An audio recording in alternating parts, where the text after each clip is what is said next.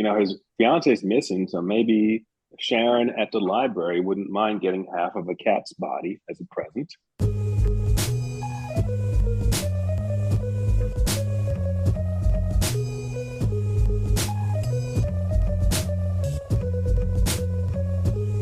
Hello, fellow netizens, and welcome to Scandalous Games, the show where we take a closer look at video game-related controversies.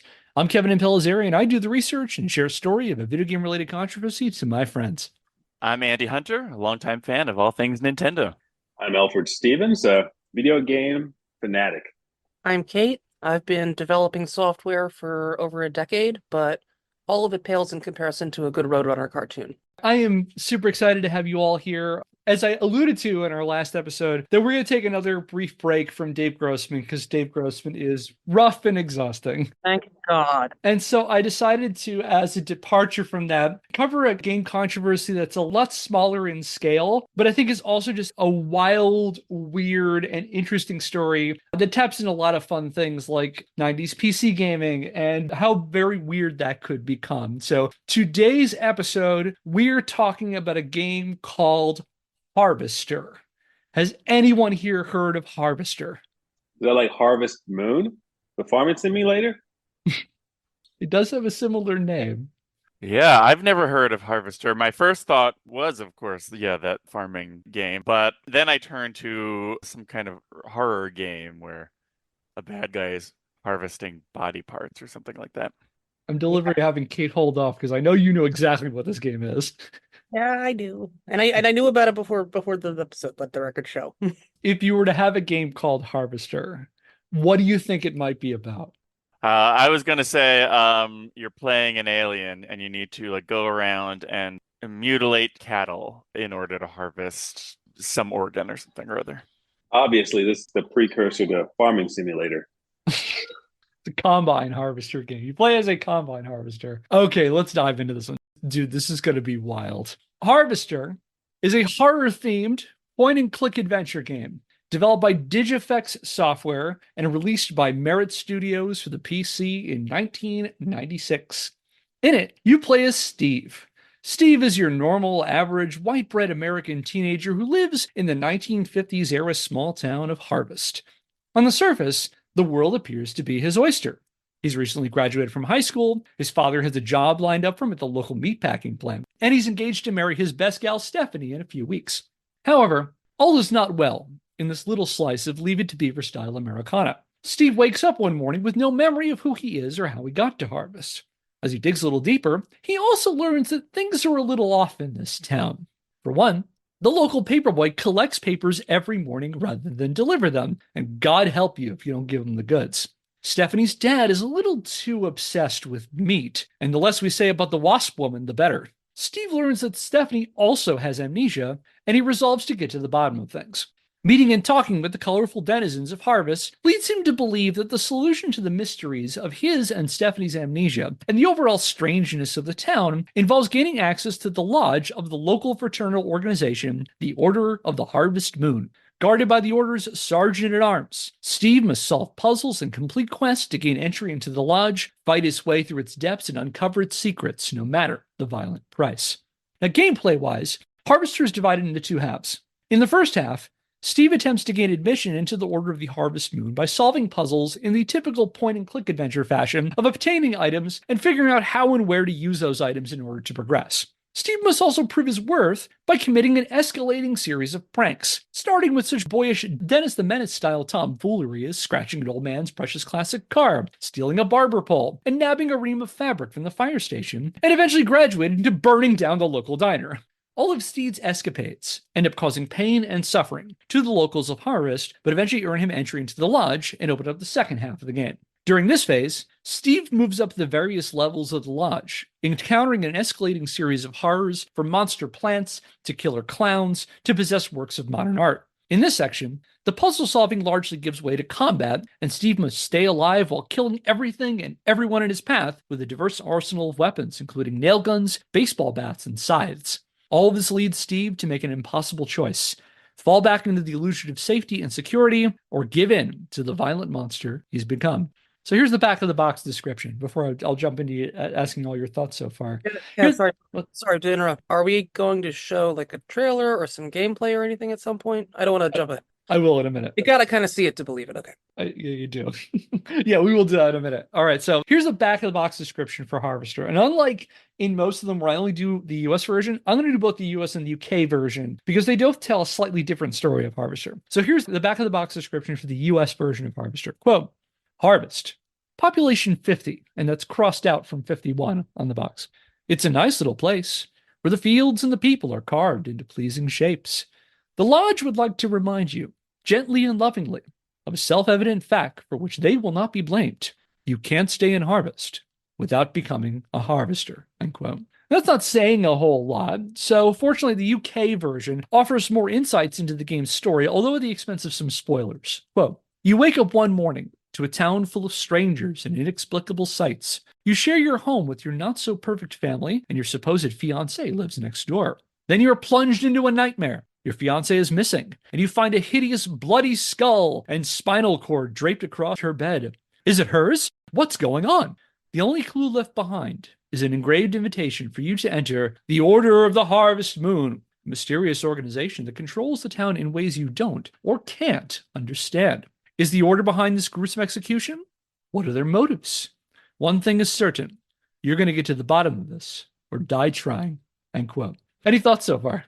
Yeah, so while Steve is walking around solving all of these mundane tasks, who's taking care of the farm? Who's packing that meat? I need to know. I think there's literally one guy. Yeah, before you got on, Andy, I this is from the game, my Zoom background. Oh. Oh, all right. So yeah, there is a scene in the meatpacking plant. And that looks like a half cut up cat. Yeah. So, all right. I will not be keeping this up for the whole. I think it's a little distracting. So the game was released in 1996. 96. And the cult is the cult of the Harvest Moon.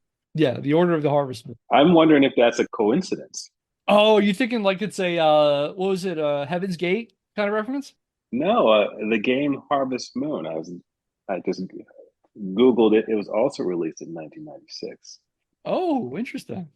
I wonder if Harvester has romance side stories that you can actually build up a romance with people in town while you're solving the mystery. Like bring them lots of flowers and stuff. Like dance, yeah.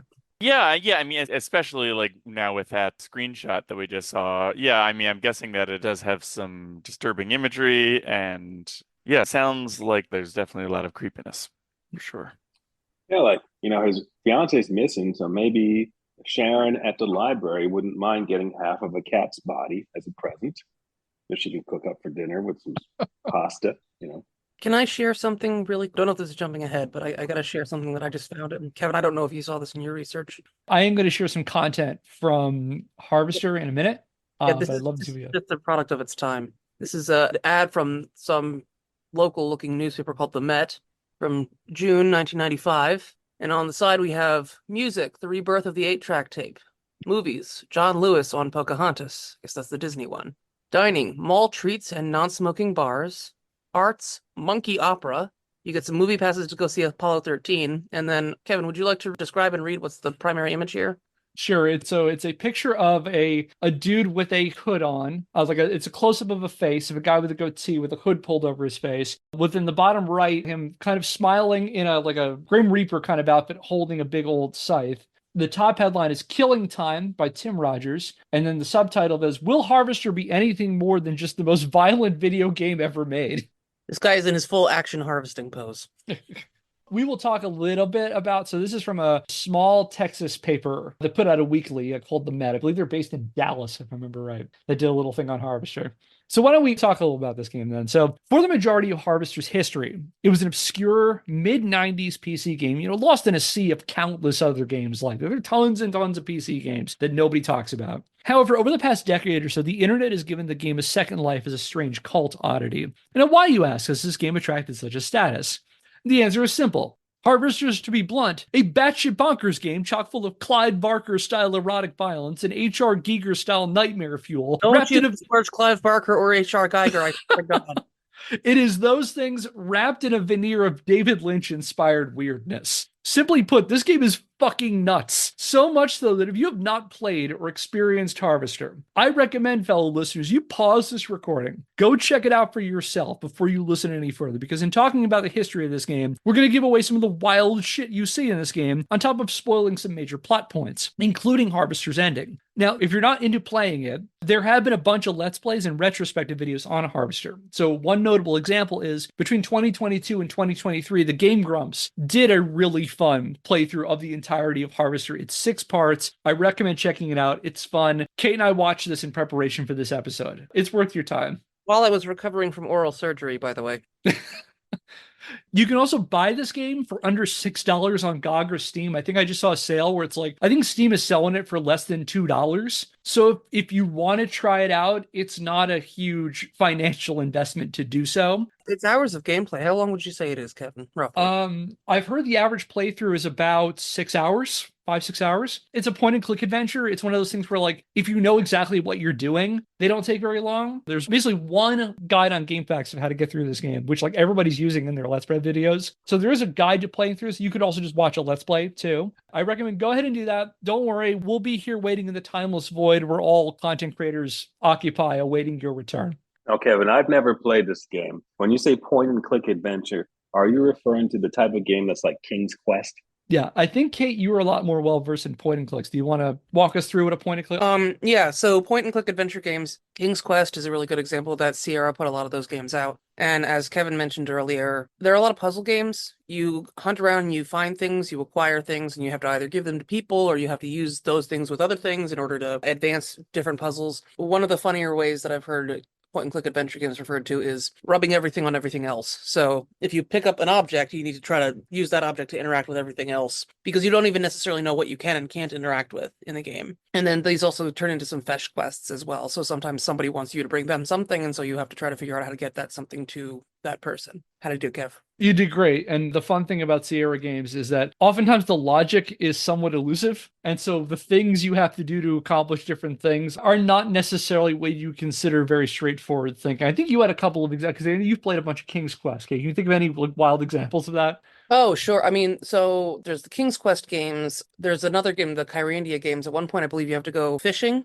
and so you need something to bait the hook with. And I know what you're thinking, blueberries, because you have to go heal a dead garden and grow blueberries, and that is what you use to attract fish. And then again, I believe somebody wants the fish or what have you. But, you know, we're talking about, again, about King's Quest made by Roberta Williams, who also made Phantasmagoria and its second one. And if we ever get to talk about those, I'd be really excited to talk about those, because those have some really obtuse puzzles in them as well. Like, I remember the second game, there's a point where there is okay, look, your character lost his wallet and he wants to go out, I think, and he knows the wallet's under the couch. So if you were in that situation, you might, I don't know, get down on the floor and try to get the wallet out from under the couch. Maybe you would move the couch. In his case, you have to go to the fridge and find a piece of cheese and lure the rat that you know lives in your walls out with the cheese, and then train it to go get the wallet out from under the couch for you so that you can leave the house.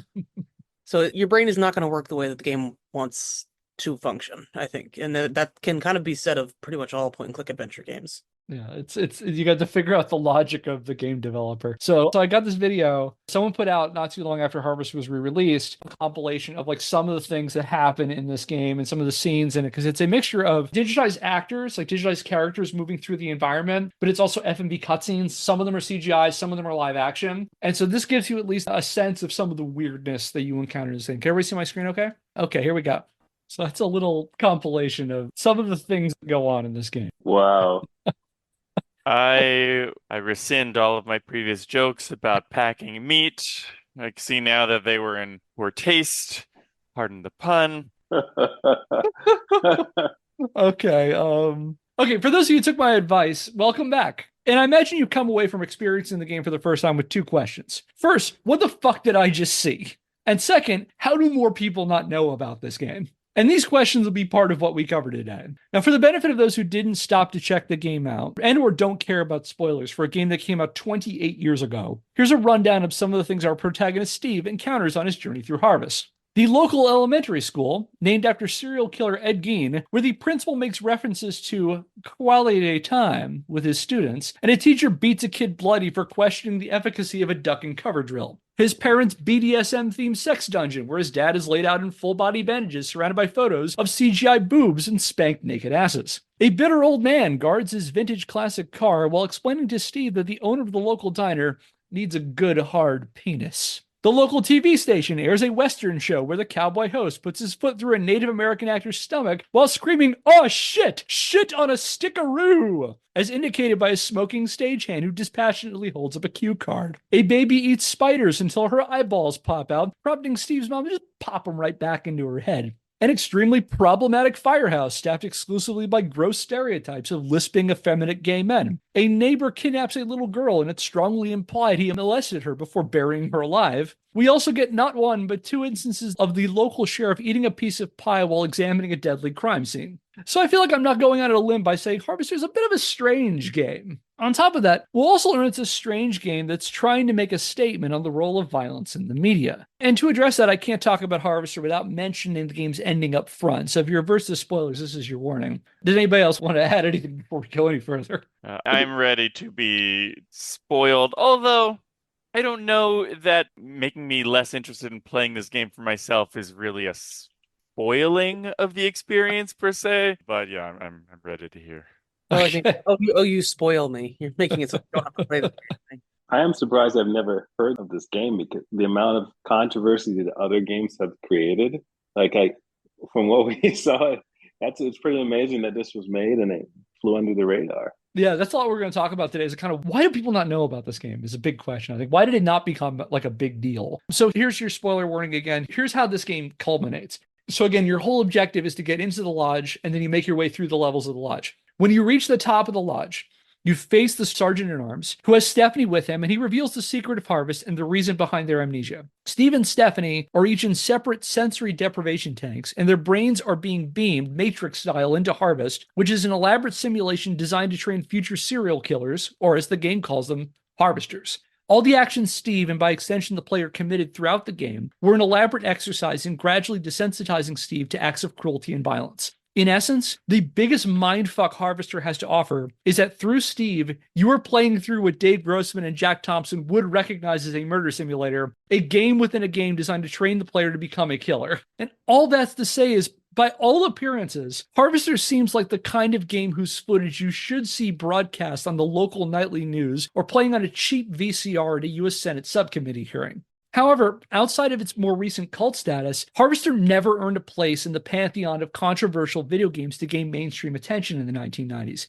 So that raises the question then, why did a game so chock full of violence, sex, and implied child molestation not join Mortal Kombat, Night Trap, Doom, or Postal as one of those titles 90s moral conservatives were convinced would create a nation of desensitized killing machines? And the answer to that is part of what we're going to cover here. So today, we're going to take a closer look at Harvester. We'll examine the minds of the people who created it, its development, its marketing, and its reception, or lack thereof, and try to figure out why a game practically tailor-made for controversy never entered the video game controversy canon. And so before we start, I want to give a huge shout out to Aarno Malin. Aarno is this Harvester superfan. He runs the Harvester Facebook fan page, and he hosts the YouTube show The Harvester Show over at his channel Lodge Level 4, where he mostly does Harvester Let's Plays and Harvester history videos. He's collected a ton of behind-the-scenes material related to the game on his Facebook channel. He even did interviews with a bunch of people who worked on this game, including actors, programmers, and the game's creative lead. It's from his diligent work that I was able to learn a lot of the behind-the-scenes stuff on the game, so go ahead and check him out, and I'll leave links to this channel in the description.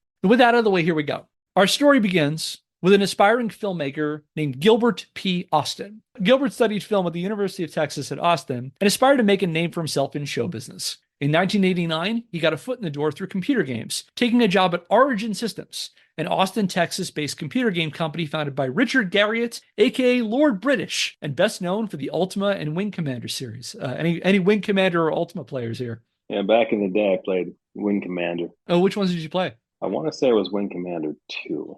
It's been a long time. If that's the case, you played a game written by this dude. Because while working for Lord British, Gilbert wrote for several games, earning writing credits for Strike Commander, Privateer, and Wing Commander 2, Vengeance of the Kilrathi. He also did some light acting in Wing Commander 2 and Ultima Underworld, The Stygian Abyss. In 1993, Through a colleague at Origin, Austin got in contact with M. Lee Jacobson, a fellow Texan who had recently founded his own game studio in Dallas called Future Vision. Jacobson was hoping to contract someone to help create the company's first title and offered Austin the chance to pitch an idea. Austin decided his game was going to be a horror title, later explaining to a reporter for Texas Monthly in 1995 that he wanted to focus on horror because he felt at the time that there weren't any good ones on the market. However, he felt the medium of games didn't lend itself well to a straightforward jump scare fest or psychological thriller, as player agency made it challenging for a creator to curate scenes and experiences for the player. And you got to remember, this is a time when the possibilities of video games as a medium for horror were pretty limited. We're still a couple years out from Phantasmagoria and from Resident Evil and Silent Hill, and people who are really pushing the idea of the interactive nature of games as a real fertile ground for horror. So he's seeing this mostly through the eye of a filmmaker. Therefore, instead of attempting to inspire terror, Austin resolved to inspire discomfort, creating an experience where he would use violence and sex to make players uneasy, explaining to a Texas Monthly reporter, quote, "So then I thought, is scaring someone the only kind of horror there is? Well, no, it's not. If you can't scare someone on a computer, what you can do is disturb them," end quote.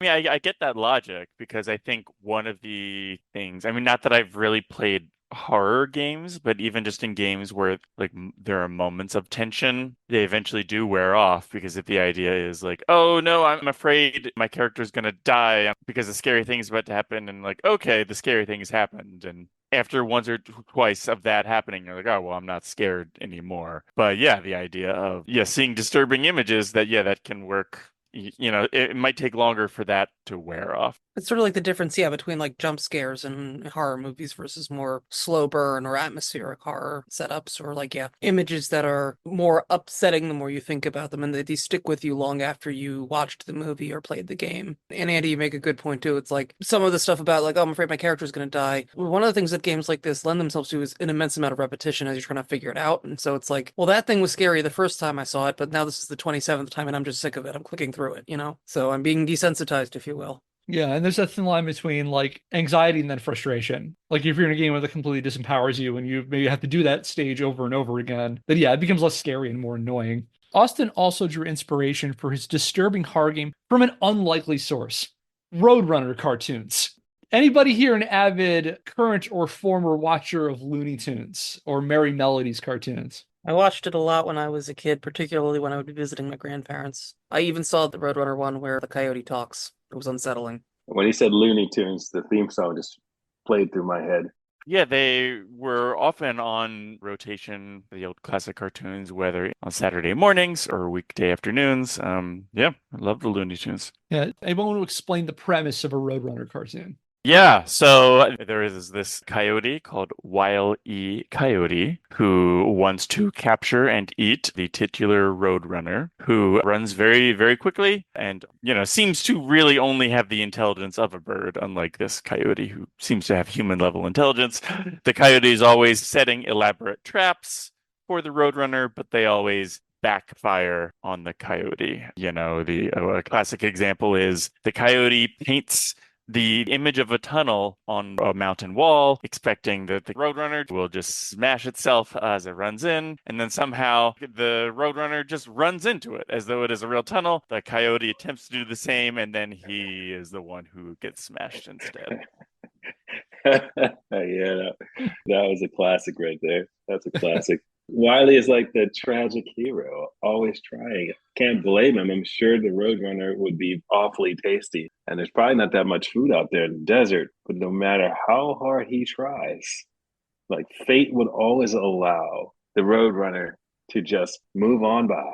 It was a nostalgia trip doing some research for this part of it. But so, for the benefit of our listeners under the age of 40, Roadrunner Cartoons is shorthand for a series of animated theatrical shorts created by Warner Brothers, which first debuted in 1949. And as Andy described, they star Wile E. Coyote, a coyote determined to catch a pesky Roadrunner through various drawn-out plans, only to have all of them fail to comedic effect, usually involving him getting blown up or thrown down cliffs or various other misfortunes he faces. And the shorts were eventually adapted to television, beginning with the Roadrunner show, which which premiered on CBS in 1966 and followed by several other TV shows of varying lengths and formats over the next 4 decades. It was a fun little research rabbit hole looking at the popularity of Looney Tunes and Warner Brothers cartoons over different periods in this. And the fact that there was some television show on the air to watch them for about 40 years is, I think, kind of impressive, from the 60s up into the early 2000s. And the level of violence in Roadrunner cartoons was a frequent topic of debate as the shorts made their way to television. For example, on December the 1st, 1980, a media watchdog group called the National Coalition on Television Violence put out a study denouncing the Bugs Bunny and Roadrunner show as the most violent show on television, claiming the show depicted a whopping 50 violent acts per hour and subtracting commercials, roughly an act of violence per minute, prompting founder and head Thomas Radecki to declare, quote, Americans experience at least 100 times more violence on TV than they experience in real life. The immediate and cumulative effects of watching so much violence on television have proven quite damaging. The American public has the right to know who is presenting this violence and on which programs, end quote. NCTV filed similar complaints against Looney Tunes shows over the next few years and called for boycotts and advertisers to pull their sponsorships. And if those names sound familiar, longtime listeners will recall that the National Coalition on Television Violence sent a representative to Congress for the December 9, 1993 U.S. Senate hearing that led to the creation of the Entertainment Software Ratings Board, which, again, you can learn all about in our past 4-part series. Past listeners will also recall that paragon of moral virtue, Dr. Thomas Radecki, was not at the hearing on account of being ousted from his own organization after he lost his medical license due to a long history of, to put it very frankly, fucking his patients. And here's where I get to mention that on June the 1st, 2016, the former doctor and crusader for the well-being of children was convicted and sentenced to 11 to 22 years in prison for, among other things, exploiting patients in a drug rehab clinic he ran in Clarion County, Pennsylvania, where he offered female patients drugs if they slept with him.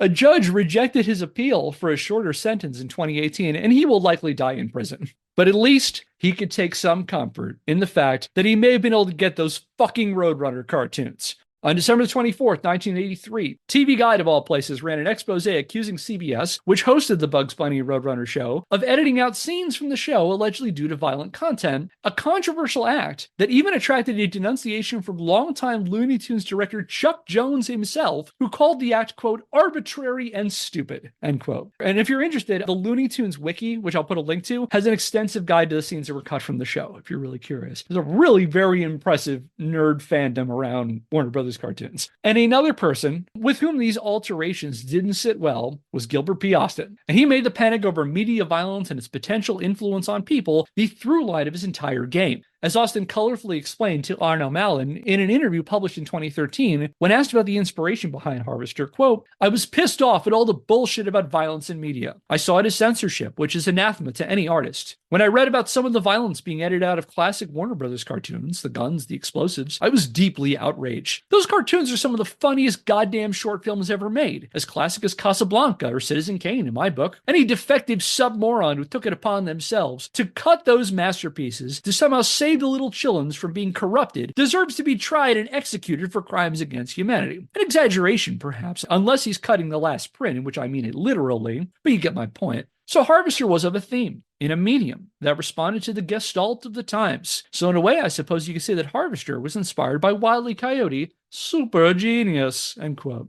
Thoughts? So that logic, I mean, so I was upset that people, made edits to Roadrunner cartoons supposedly because of concerns over violent content. So I made a very over-the-top, graphically violent video game, and thus I showed them. I guess is the logic. And sure, I mean, I guess in that if you control the game, then you can keep other people from then censoring your game. But yeah, it also does seem a little bit roundabout logic. So also, I feel like he might unwittingly be playing into their hand, because they could then turn around and say well, look, here's a guy who was raised on these violent cartoons, and look at this disturbing video game he grew up to create. I mean, look how those cartoons clearly corrupted his mind. It is a very disturbing video game. So it's almost like putting fuel into the fire. But you haven't told us how this game ends, so we'll have to wait till the end to see what happens to this character, because it seems like he's trying to prove a point, or maybe with this game. I'll let Kate jump in, and I'll circle back to that, Elford, because I haven't really talked about the ending in detail. I think this is a good place for me to mention that. Yeah, I mean, I don't think I have too much to add, really. It sort of seems almost like it's a weird thing to get this upset over, Roadrunner.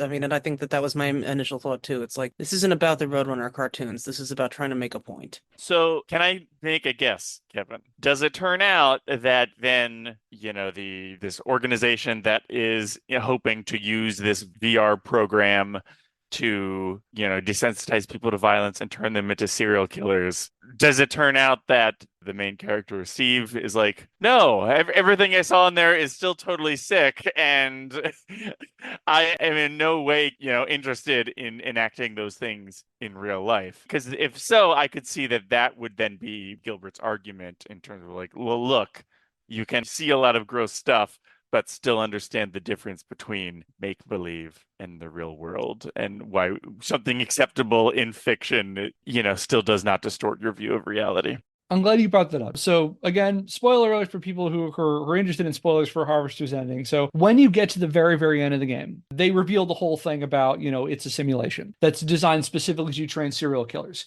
At the very end of the game offers a choice. You can do one of two things. You can reject the call to be a serial killer, in which case what happens is you marry Stephanie, you stay in Harvester, you have a child, you have a family, and the idea is that like you live out like your entire life in like a few minutes simulated through the thing, and then you die in the simulation, and they show a thing at the end where he's sitting in like a sensory deprivation and he flatlines. So you could stay in the game and not become a killer, and then you die. Or if you decide to embrace, what the game has supposedly been preparing you for, you can murder Stephanie. Like, you have to physically do the act in the game. You have to kill Stephanie. And then you wake up and they go to a cutscene where Steve is standing on like a country road and a woman pulls up in a car and he goes in and it's implied that he murders her. After that, they cut to him sitting and playing a computer game. And he's supposed to be sitting there playing Harvester. And his mom comes into the room and is like, video games, they warp your brain. That's going to make you into a serial killer. Like, it explicitly says, don't you know that people who witness violent acts and become violent themselves? And it's literally him just standing kind of dispassionately, not looking at her, just focusing on the game, and just goes,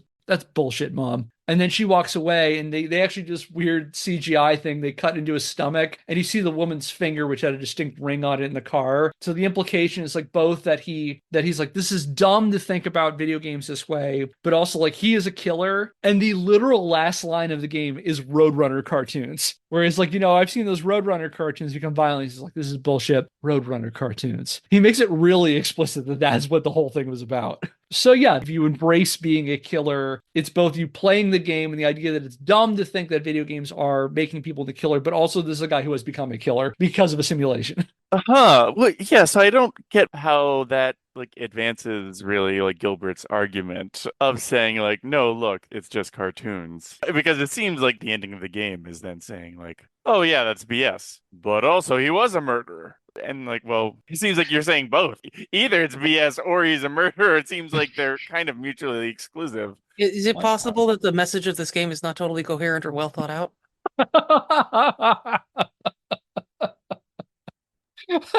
How dare you? I'm sorry.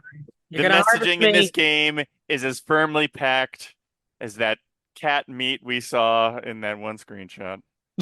So yeah, this is what he's thinking about, and what he's thinking about is these very strong opinions about what does the role of media violence mean, and effectively trying to say like, this is dumb to think that this is the kind of impact that media violence has. And to that end, Austin crafted an aggressively unsubtle send-up of both old-fashioned moral conservatism and panics over media violence, creating an experience where every action gradually led the player character toward violence and murder, set in a warped funhouse mirror of a 1950s American small town, where nearly everyone from your parents to the school principal to the local postmaster is bloodthirsty, sex-crazed, or both. Gilbert also recalled to Malin that he viewed Harvester as an artistic expression that forced the player to actually contemplate media violence through the play experience, saying, quote, "The thing that really excited me about Harvester was I felt that Harvester had the potential to be an actual work of art. By that I mean a focused piece of work that beyond the artistry of the visuals and the thrill of the gameplay would have a more abstract underlying theme like a literary piece. By its very existence, it would place the player at the end of the game in the position of the protagonist in the game, raising questions regarding the impact of violence in media on the audience. I thought that was a powerful and unique conceit for a game, something that could elevate Harvester beyond just being just a video game into something more," end quote. So that's what Gilbert Austin is thinking about with this game. And what's really interesting, there's a Aarno Malin put up on the Internet Archive something that Mike Napadano, who was a developer on this game, sent to him, which was Gilbert Austin's script dated from the 4th of July, 1994, which he walked through a little bit of his thought process through different parts of the game. So for example, in the second half of the game, when it gets very combat heavy, the enemies you encounter initially start as monsters, like abstract creatures, plant monsters, statues. And eventually, by the end of that part of the game, they're all people. And so he even talked about this. I don't have it in front of me right now, but he even talked about the idea that the first half of the game kind of gradually introduces you to crime, because you're doing little things, scratching somebody's car, you're stealing things, you're eventually burning a diner down, and that it's a slow progression to I'm okay with committing crimes, I'm okay with operating outside the law, and then okay with escalating acts of violence. And then into the combat heavy start, I'm going to start out with monsters of inhuman creatures, and by the end of the game, I'm only killing people, with the thought that the game is kind of gradually, combat-wise, it's not that gradual, but that's kind of where he's getting at with this, is the game is slowly training you in these sort of small incremental ideas. And by the end, he's also bringing a lot of abstract ideas, like how the idea of mercy and charity are all dumb, and you as a serial killer shouldn't care about those things or care about other people. And then it kind of leads you to this conclusion at the end where it kind of gives you a chance with the kind of quote unquote good ending, if you stay in Harvest, that that you can kind of back out of that entire progression. So you could say that the game's ending kind of undermines that. Isn't that also the thing, with the escalating pranks, quote unquote, to crimes that you have to do in the game, when you're doing certain things that lead to people being injured or killed, it's inadvertent, at least at first, right? So you barber's pole and then a guy gets electrocuted trying to fix it, right? That was totally an accident, and so not great, but it's not like you actively killing somebody, you actively making a choice. And if what they're trying to do is a slow boil, I don't really think it works, because and to your point about combat, it goes from basically no required combat to tons of required combat. Yeah. Where it's you go from sure, you can hit people with stuff, but why would you? I mean, you can, but you don't have to. And again, why would you? Because all that does is basically game end early, because you just killed someone in front of everybody and then they execute you. And then farther along in the game, the first time you have to fight somebody, then suddenly it's just battle after battle after battle with hand-to-hand combat. Yeah. Very sloppily. There's that, and it's also at no point does the game fail also to judge you. It again kind of has it kind of both ways, in the sense of as you do these various acts and it lead to misfortune. So a good example, it's that you steal a barber pole from the local barber, and then the barber gets electrocuted and dies. And I'm sorry to interrupt. You're not even there when that happens. You learn about it secondhand from somebody else after the fact. Yeah, it happens off camera, and basically you're checking with the sergeant at arms, these are the things you do. So when you steal the barber pole, you give it to him, and he's basically yeah, you took that barber pole and he died. And so yeah, he died because of your actions. You did that. And so at no point does it also fail to, the game makes it clear you need to do these things to progress in the game. The only winning move is not to play effectively Harvester. And so you need to do these acts to progress into the game, to get into the lodge, to do the next story things. But at the same point, the game will also stop to kind of judge you for doing those things. How dare you do the thing the game makes you do to progress? It does sound interesting, but what you were just saying, Kevin, was what was going through my mind, in that what the producers are trying to do is somewhat limited based on how developed video games were at the time, I assume, because this is a point and click adventure. And so if you don't click, if you don't figure out the next puzzle, you just don't advance the story, right? Yeah. So the player has very little agency here. You simply are going to see the story or you're not. Yeah, I think that's a great way of describing it. And what we're going to see in the history of Harvester is a game where in some ways is limited by the technology that created it, and in some ways that helps to undermine the overall experience of the game. And we'll talk about that. But so this is Gil Austin's idea, this whole idea of a game that kind of gradually introduces people to violent acts, with the idea that let's talk about violence in the media and the influence of a game on a person. And so he develops this pitch. And when he heard Austin's pitch, Future Vision head Lee Jacobson was definitely picking up what Gilbert Austin was putting down. He put Austin in charge of directing Harvester and gave him nearly full creative control over the project, with some limited exceptions, such as no explicit sex or nudity. And with Gilbert's idea in hand, all Future Vision needed was a publisher willing to help bring Harvester to life. And in late 1993, Jacobson's studio reached an agreement with a fellow Dallas-based firm called Merit Formed in the mid-1980s as Merit Software, the company was an established computer game publisher with a heavy focus on educational games. Notable titles published by Merit Software in this vein at the time included an animal-themed guessing game called Animal Tram Ride, a game where you completed jigsaw puzzles creatively called Electric Jigsaw, and a series of computer-based coloring books called Electric Crayon that received tie-ins with licensed brands including Inspector Gadget, All Dogs Go to Heaven, Sesame Street, Teenage Mutant Ninja Turtles, and even the Super Mario Brothers. They also put out games for older audiences, including sports titles such as a volleyball game called Over the Net, and Tom Landry's strategy football, military strategy games such as Medieval Warriors, The Final Conflict, and Operation Combat, which is apparently short for computer battle game, and even a point-and-click adventure game set in an alternate reality where the Nazis won World War II called Chronologue, the Nazi Paradox. However, the most unusual game in their diverse publishing library had to be Penthouse Electric Jigsaw. As the name suggests, the game was a computerized puzzle where you completed images of women depicted in Penthouse magazine. Merit even had two versions, a PG version where the women posed in skimpy outfits, and an adult version where many of them were topless. I'm In guessing fact- that was their highest grossing game. Wait till you hear the reaction to this game. According to former Merit Software head Bill Graham, the company got in a lot of trouble over Penthouse Electric Jigsaw. Recalling people who saw ads for the game started calling Merit Software's Dallas headquarters, assuming the number they printed with the ad was for a phone sex line. I mean, Electric Jigsaw, that just sounds confusing. Like, that could really be any number of things. And it was a line that they had that were primarily for children. This was for, like, help solving the puzzles? I looked at some video plays of various Electric Jigsaw games, including the Penthouse one. Right, they're just like point-and-click, drag-and-drop puzzles? Exactly. It's just a computer screen with pieces for a jigsaw puzzle, and you put the pieces together. What is the helpline for? They included a phone number in the advertisement from Merit Software, I assume because if you wanted to learn more information about this game, and people called it in assuming it was a phone sex line.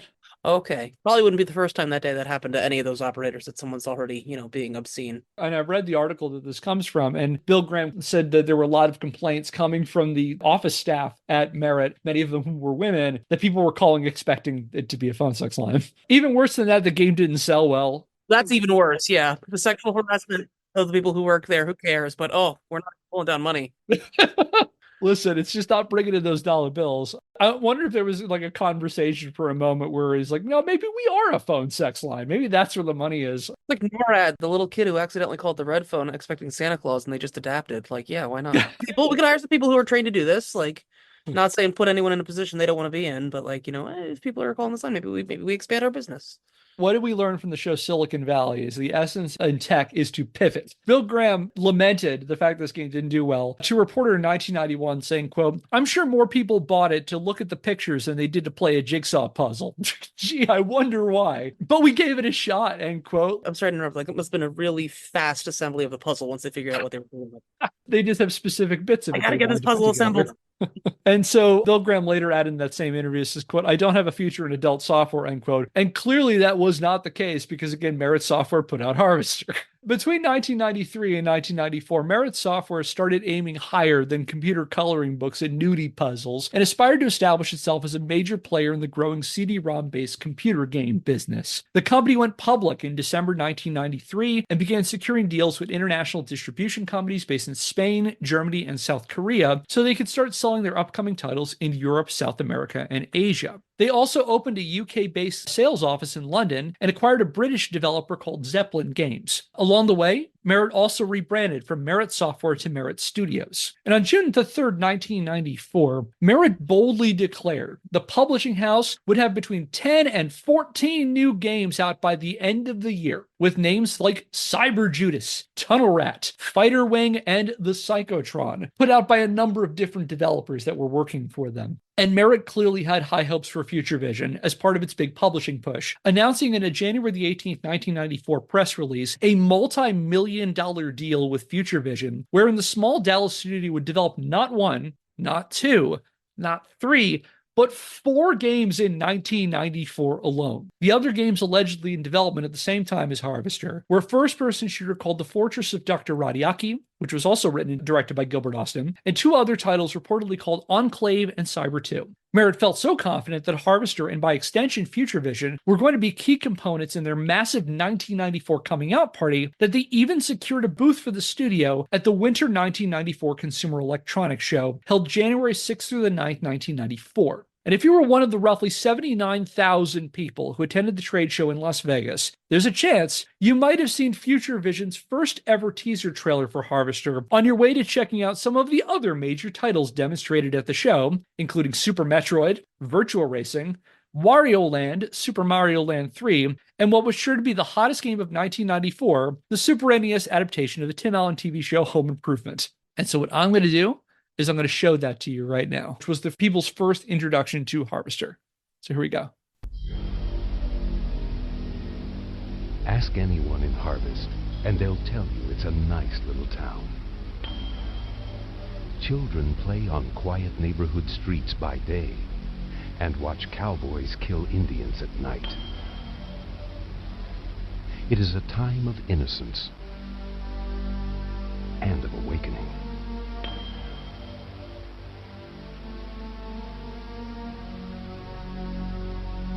I'm telling you, as weird as it sounds, I don't know you. Any of you. I don't know where I am, or even who I am. Somebody tell me who I am! Stop it, you're being silly. Honestly, all this fuss, you're giving your brother the heebie-jeebies. You're my son. You've lived in Harvest all your life, and in 2 weeks, you're getting married. Something really weird is going on here. You've lost your memory, and I can't remember anything. Anything. Except you.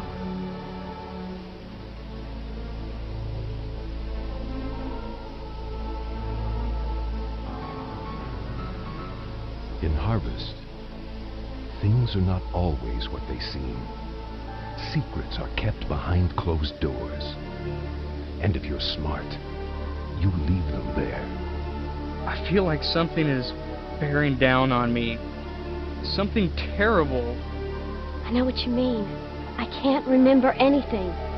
But I know in my heart that the woman downstairs is not my mother. I'm scared. Harvest is a quiet little town, and the people there want to keep it that way. People who break the silence there are broken. Oh my God. Is that what I think it is? Yep, it's a spinal cord, all right. Is it Stephanie? I don't know. The only clue we got is that card propped up on a pillow. Take a look at it. I don't see any need to investigate. Whoever this is dead from natural causes. Natural causes? Can't live without a spinal cord, son. Nothing unnatural about that. More pie, Sheriff? Oh, I don't mind if I do. You don't know if Stephanie is alive or dead, but you do know 2 things. You've been invited to join the ranks of a secret order, and the answer to your questions can only be found in the lodge. Come in.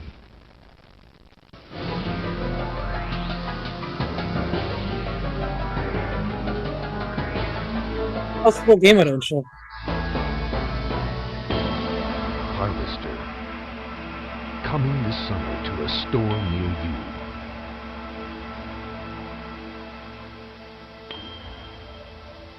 All right, so thoughts on what we've seen. Those were not the characters from the Ultimate game, and I guess that's to be expected if it's a teaser. They probably hadn't done filming. Like, those were animated characters for a lot of that. I'm thinking particularly of Stephanie. That's quite jarring, the young woman. She looks very different than her Ultimate character, and then the sheriff and all that. And is it wrong that I actually kind of liked the aesthetic a little more in what we saw in the trailer than what we ultimately got? It's got a real flashback vibe to it, where it's like, yeah, it's almost like it's CGI. There's like a little bit, it looks like almost like cell shaded. And yeah, we can see roughly the character who became Steve, but it's a very, very different appearance for, say, Stephanie, and very different appearance for a lot of the actors. But the sheriff and his mother even look different, and like, yeah. Yeah, it's full of still images, a lot of CGI in this trailer. It's kind of impressive considering this was in 1994. This trailer comes out. But yeah, I mean, the trailer is certainly, preparing you, or maybe bragging like this is gonna be an intense, edgy game. And look, there's bloody skull and spinal cord. We're just showing it to you in the trailer. So, I mean, they're certainly not being cagey about, which, I mean, we've seen from plenty of the other games we've covered that have actively perhaps courted scandal as part of their marketing strategy. So yeah, I mean, this trailer is being very upfront about that part of the game. Having spent quite a bit of time in hospitals, I find, diagnosing the cause of death to be pretty reasonable. I mean, nobody can live without their spinal cord, like it doesn't require any more investigation. Obviously, they died of removal of the spinal cord. So that part was real. That was real. Yeah. Authentic medical advice coming here from Scandalous Games.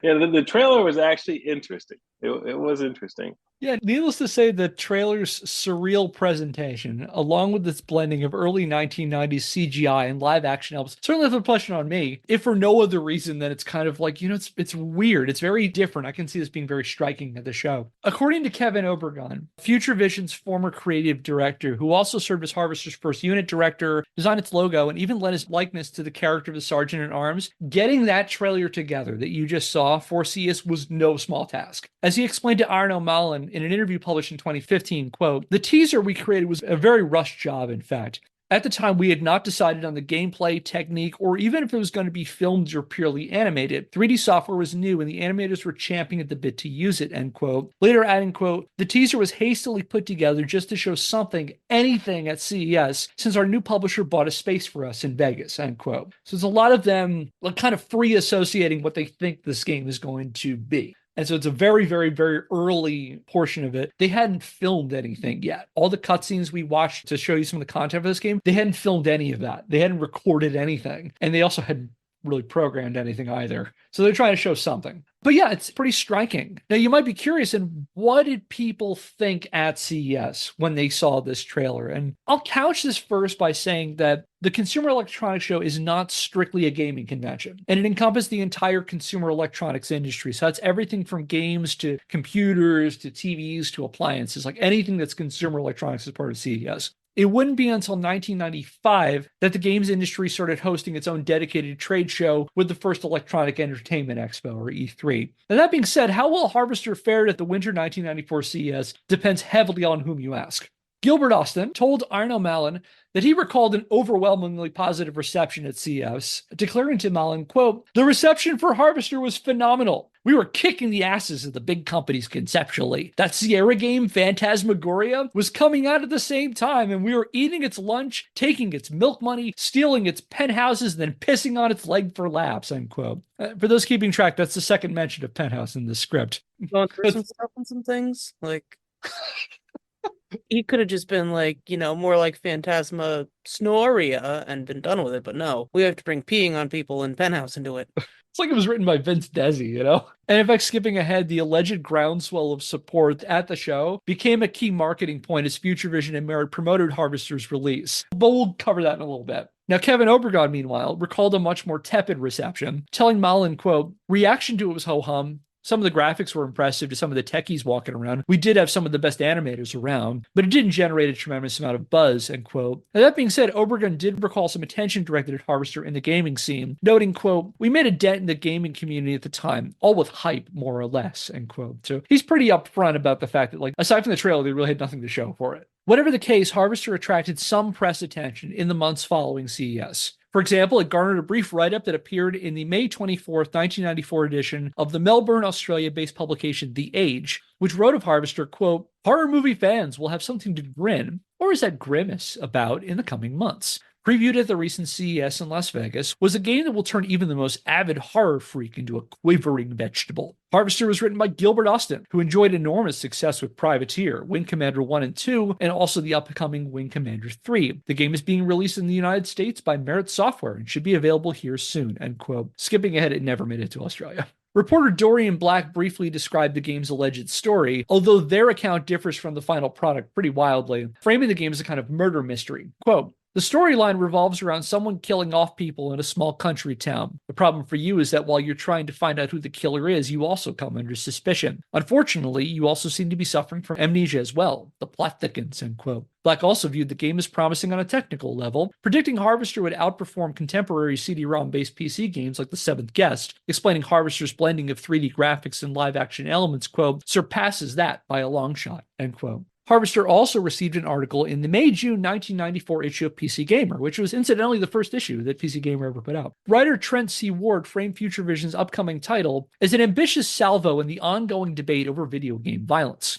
Longtime listeners will recall that this was at the same time that the games industry was getting its shit together and rolling out their new rating system, the Entertainment Software Ratings Board, which they first unveiled to federal lawmakers during a congressional hearing held on June 26, 1994. For more on that, check out our previous 4-part series again. At the time, most of the debate over the potentially negative effects of violent video games had focused on console games rather than PC games, as computer games were generally understood to target a much older audience than the likes of the Super NES and the Sega Genesis. However, Ward predicted Harvester's provocative content might set moralist sights more directly on computer games, writing, quote, so far, most of the controversy over censorship, government control, and violence in games has been restricted to the cartridge manufacturers and dedicated game machines, but the times may be changing. With the release of its new CD-ROM title Harvester, Merit might just be opening a can of worms that could mean as little as a few raised eyebrows, or as much as a whole new rating system for PC software, end quote. The article also provided some insights into some of the ideas Future Vision was considering for Harvester. For example, Gilbert Austin explained to Ward the game was going to offer 2 dramatically different perspectives during each of its respective halves.